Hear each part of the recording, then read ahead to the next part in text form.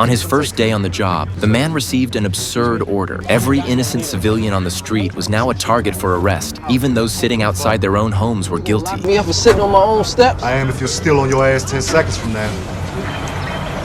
Curious, he asked the captain what crimes these people had committed. The captain simply replied, they were loitering on the streets. Baltimore has the highest crime rate in the entire country, where criminals outnumbered rats. Yet the mayor was still eyeing a gubernatorial run, as police statistics determined his electoral fate. To slash Baltimore's crime rate, higher-ups devised a surprisingly effective solution. Round up everyone loitering on the streets. Their logic? No people on the streets meant no crime. This bizarre tactic worked alarmingly well. So many arrests flooded the police station it couldn't hold them all. The courts had long assigned prosecutors to assist, and police operations had become streamlined. Innocent citizens were required to sign a waiver of liability. Sign it and they could leave. Refuse and they'd be detained a few more days. Ultimately, they'd lose in court anyway. Jenkins found the police department's actions absurd, but the captain offered him a meaningful remark. There's no dictatorship in America more solid than a beat cop on this post.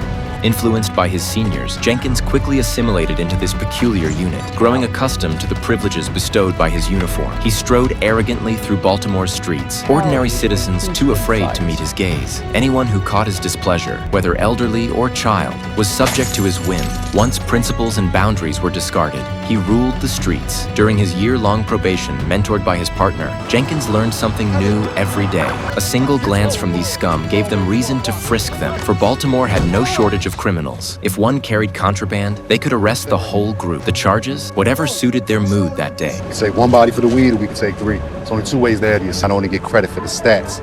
You can overfill the day's docket and get paid twice. The more arrests they made, the higher their pay. Yet to stand out in this crowd, mere experience and skill weren't enough. Guts were essential. That day, he booked 10 suspects, but found nothing illegal. A colleague picked up a small packet from the ground and asked Jenkins, "Whose is this?" Jenkins glanced at the veteran beside him. They all go. Well, let's go.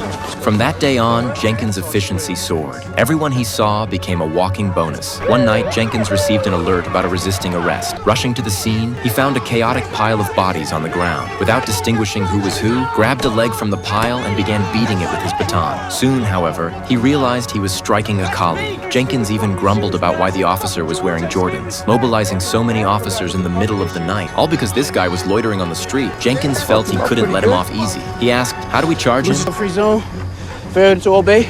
Considering the damage, I think maybe you want to add resistance to that. Yeah? Say he swung on you. Hey, dum-dum. Never swing on a cop.